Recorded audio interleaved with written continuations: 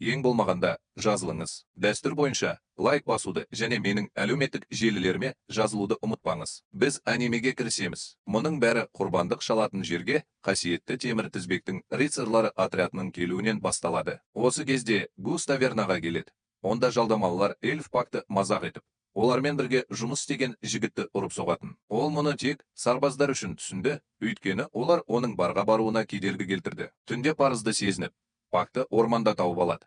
Өйткені эльф оның араласуының арқасында ғана қашып құтыла алды. Бірақ Газ оны басып, қаламын деп қорқытып, оны қуып жібереді. Жаңбыр жауған кезде Густы діни қызметкер қарсы алып, оны құлатуды ұсынады. Бірақ қылышы оны зұлым рух иемденгенін айтып, бас тартады. Діни қызметкер Құдай оның жағында екенін айтып, оны талап етеді. Ал Гат келіседі. Бұл қате болып шықты. Ал Гат ұйықтап жатқанда, оған қорқынышпен қоректенетін зұлым рух шабуыл жасады. Діни қызметкердің қызы арбадан түсіп, сол сәтте осы орманда бүкіл әскер болып қалған тірілген қаңқамен өлтірілді. Олар Гатсты қуып келе жатқан жын перілердің күшімен тірілді. Қылышы ұрысқа кірісті. Бірақ соңында діни қызметкерді тірілген қызы өлтірді. Ал Гатсқа оны екінші рет өлтіруден басқа амалы қалмады. Таңертең оны қасиетті темір тізбектің рыцарлары тауып алады. Олар оны қасиетті таққа апаруды бұйырды. Бірақ Гетс қарсы тұра бастады. Тіпті ауыр жарақат алса да, ол өзін ұзақ ұстай алды. Бірақ соңында олардың басшысы Форнезді кепілге алмақ болған кезде, ол кездейсоқ жеңіліске ұшырады. Шайқастан кейін оны рыцарлар лагеріне апарды. Онда Форнез одан жауап ала бастады. Ол одан Гриффиттің айналасындағы жасақ туралы сұрайды. Бірақ жауап берудің орнына ол жай ғана фигураны емес, нағыз Құдайды көрді ме деп сұрайды. Бұл командирді ашуландырады, және ол қарамағындағыларға оны торға қамауды бұйырады. Кеш жақындап қалды. Бұл жақын арада Гатстың артында жындар пайда болады дегенді білдіреді. Бірақ оны бірнеше кілттерді әкелген пак құтқарады. Енді оған Форнез шатырындағы жабдықтарын қайтару керек. Ол қызды кепілге алып, оны қағып, қашып кетеді. Пак оны тыныштандыруға тырысып, Газ дөрекі болса да, оны ренжітпейтінін айтты. Алайда қыз оны байқамайды. Газ өзімен сөйлесіп жатыр деп ойлайды. Пакке бір нәрсе келеді, және ол қылышыға әлемді қабылдауы шектеулі адамдар эльфтерді көре де, ести де алмайтынын айтады. Сол кезде рухтар оларды қуып жетіп, Гат қорғанысқа кірісті. Форнезеге бұл оның Құдайының осы дүниеге жіберетін кереметтер екенін айтты. Қылышы ат енді міне алмайтын бір сарайдың қирандысына келді. Форнезе үрейленіп, ішке қарай жүгірді де, оны жегісі келетін осы сарайдың иесін кездестірді. Гус оны тауып алып, оның мақсаты адамға ұқсамайтын осы қожайын сияқты барлық елшілерді жою екенін айтады. Содан кейін ұрыс басталады. Ұрыс кезінде Пак елші ханым деп атайтын қыздың тұлыпын байқайды. Бұл елшінің назарын өзіне аударуға мәжбүр етеді. Иә, осы мүмкіндікті пайдаланып, құбыжықтың бетінен жарақат алды. Содан кейін ол оны ақыры аяқтады. Ал таңертең Форнезу Серпиканы тауып алып, оны лагерге алып кетті. Біраз уақыттан кейін Гау дулығаны өртеп жібергісі келетін түс көреді. Содан кейін оянғанда, ол келе жатқан қауіп туралы ескертетін бір түрлі тіршілік иесін көреді. Газ дулыға қалдырған темір ұстасына баруды шешеді. Келе жатып, ол өзінің бұрынғы серіктесі Рикертті кездестіреді.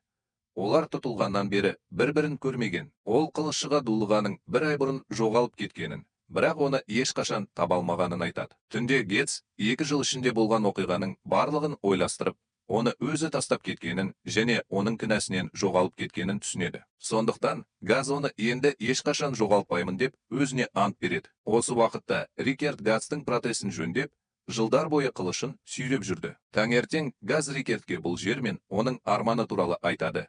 Ол әулие Албион монастыры болып шығады. Рикардтың айтуынша, ол торларға толы. Сондықтан қасиетті шіркеу инквизиторды сол жерге жіберді.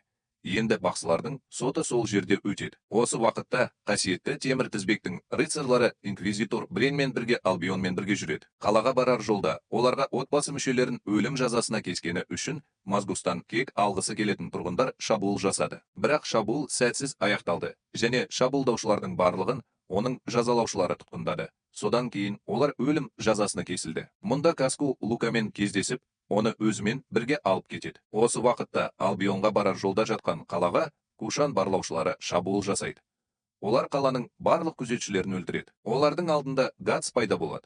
Оған жауынгерлер лезде шабуыл жасап, бірден өлтіріледі. Осы кезде Лука дулығасын қасына қойып, оған Элейн есімін берді. Және ол мұндағы көптеген қыздар сияқты жезөкше болып жұмыс істейді екен. Ол өзінің сұлулығын басқалардан жасыру үшін Элейнді таңғыштармен байлап, осылайша оны қорғады. Өйткені әйтпесе ол қарақшылардың құрбаны болуы мүмкін. Сондай-ақ Луканың досы Нина ал Элейннің қамқорлығымен айналысады. Кешке Гатсты қылышшы аниме басталған тавернада құтқарып қалған жігіт қуып жетеді. Оның есімі және Шидора, және ол қылышпен ұшу шеберлігіне тәнті. Газ Ишидорға одан аулақ болған дұрыс деп ескертеді. Өйткені түн жақындап қалды.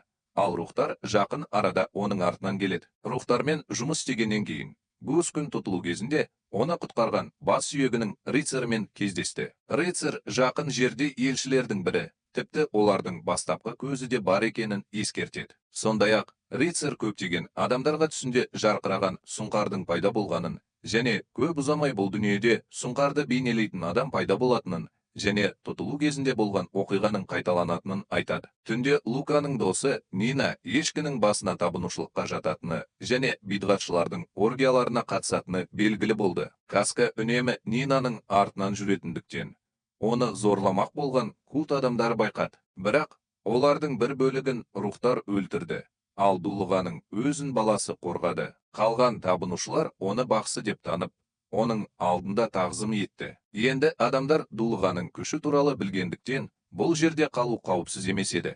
Өйткені оны кез келген уақытта инквизиторға жеткізуге болатын еді. Осы уақытта Луканың досы Пепе бақсылыққа күдіктеніп, рыцарлар оны сотқа бермекші. Лука өзін қорғауға асығады. Бірақ рыцарлардың жетекшісі, егер ол шегінбесе, оны да алып кететінін айтады. Командир қыздарға құйрығын бұлғап үлгерді, бірақ Гус пайда болды. Ол оны ұстап алып, кеудесінде стигмасы бар қыз туралы сұрай бастады. Содан кейін ол олармен айналысты. Лука Густың сөзін естіп, оны шатырға апарып, оған көмектесуге бел буды. Бірақ оқиға орнына жалғыз келген олар ешкімді таппады. Өйткені Нина дулығасын өзімен бірге алып кетті. Лагерден жүгіріп шыққан қыздарды табынушылар тауып алады. Оларды күштер өздерімен бірге алып кетеді. Бұл кезде Форнезаға қалаға қара қылышшының келуі, сондай-ақ ұзын бастың оккультизмі туралы ақпарат келді. Бұл арада культтер өздерінің діни қызметкерін ертегіден жасау рәсімін жасап жатыр. Олар Анинаны құрбандыққа шалмақшы. Бірақ олардың жоспарын Шидора да бұзады. Олар өздерін алаңдатып, оларға тас лақтыра бастайды. Осы кезде дулығаның кеудесіндегі стигма қан кете бастайды, және үңгірдің төбесінен жын-перілердің бастары шығып, бидғатшылардың денелерін басып ала бастайды. Сондай-ақ жын-перілер басып алған еретиктердің шабуылына ұшыраған қасиетті темір тізбектің әскері үңгірдің кіреберісіне жақында үлгерді. Сонымен қатар, жергілікті құдай ешкі де дулығаны ұстап алып, онымен жұптасуға дайындалып жатқан жынның қолына түсті. Бірақ бұған уақытында келген Гус кедергі келтірді. Ол оның қолын кесіп алды. Форнеза бәрін өлтіруге бұйрық береді. Оның ішінде Гатс та бар. Ол Шидорды Нинаның дулығасымен бірге өзі ешкімен соғысып жатқанда шығуға жіберген. Қиын шайқас кезінде Гат оны Годот өзі жасаған арнайы бомбаның көмегімен залалсыздандыра алды. Содан кейін ол Ишидор қыздарының соңынан ерді. Осы уақытта олар соқпақтың соңына жетті. Онда Каска мен Нина ұсталды. Ал Шидо оларды арқанмен түсірді. Оларды соттау мұнарасындағы зынданға апарды. Ал түнде Гус Лука мен Шидорамен бірге оларды құтқару үшін жолға шықты. Сол кезде жазалаушылар Нинаны алып, жауап алу үшін азаптау бөлмесіне апарды. Онда ол Касканың бақсы екенін айтты. Осы уақытта Форнеза үңгірде болған оқиға туралы және қара қылышшы туралы Миға хабарлайды. Ми дулығаны темір қызға қайрау туралы шешім қабылдайды. Бірақ сол кезде одан жындар босатылып, бөлмені басып алады. Содан кейін олар адамдарды жей бастайды. Осы кезде газ мұнараға еніп кетеді. Содан кейін ол Форнезаны ұрлап, оны дулығаға апаруға мәжбүр етеді. Гатс пакты тауып алады. Ол жындар дулығаны жұтып, кетіп қалғанын, бірақ соған қарамастан, оның жағдайы жақсы екенін айтады. Қылышшы Форнезаны жібереді. Бірақ ол онымен қалуды шешеді. Енді ғана ол Құдай туралы барлық бос сөздерді басынан лақтырып, әлемді шын мәнінде қалай болса солай көре алды. Осы уақытта Лукас пен Шидора және оның танысы Джарон Нинаны құтқарады. Содан кейін олар дулыға іздеуге шығады. Олар жылаған дауыстарымен жындар миына тығылып, екі жақтан да жындардың құрсауында қалған бөлмеге көтеріледі. Бірақ кенеттен сымайы жындарға шабуыл жасау үшін қолданатын аузының жалынын шығаруға мүмкіндік беретін құдайлық күшке ие болады. Ол өзімен бірге дулыға алып, бұл күш Құдайдың оған берген нағыз кереметі екенін, және енді ол бақсыны өртеп жіберу керек екенін айтады. Жазалаушының шабуылына байланысты Люк мұнарадан ұшып кетті. Бірақ оны жұмыртқа тәрізді тіршілік иесін қуып келе жатқан рыцарь бас сүйегі құтқарды. Осы кезде Гетс бөлмеге жетіп, Мазгусқа қарай жүгірді. Бірақ сол кезде ол және жазалаушылар періште қанаттарын өсірді. Лоқа жер астында бас сүйек рыцарь қуып келе жатқан елшінің қасында оянды. Ол баяғыда мәйіттер тауының астындағы шұңғырға көмілгенін айтады. Сол кезде оның қолына Бехелит түсті. Оның көмегімен ол 5 періштені, яғни елшілерді шақыра алды. Олар оған қазіргі әлем туралы және оның кез келген тілегін орындауға қабілетті екенін айтты. Содан кейін ол бұл дүниенің үмітсіздік пен азапқа толы екенін түсінді және оның тілегі одан шығатын идеалды әлемді құру болды. Ол ешкімнен кек алуды жоспарламайды.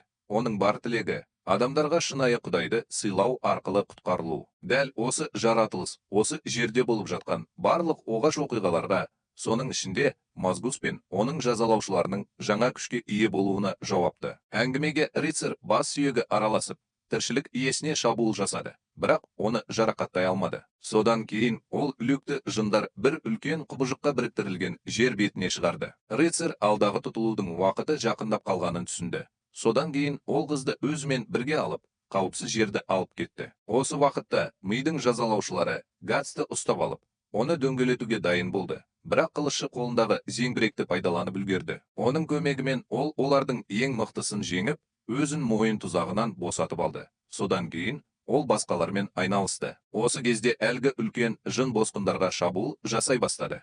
Бірақ оны Гатстан қашып кеткен және қазір дулығасын жағуға дайындалып жатқан Мазгустың отты тынысы тоқтатты. Рыцарь бас сүйегі Луканы қауіпсіз жерге апарды.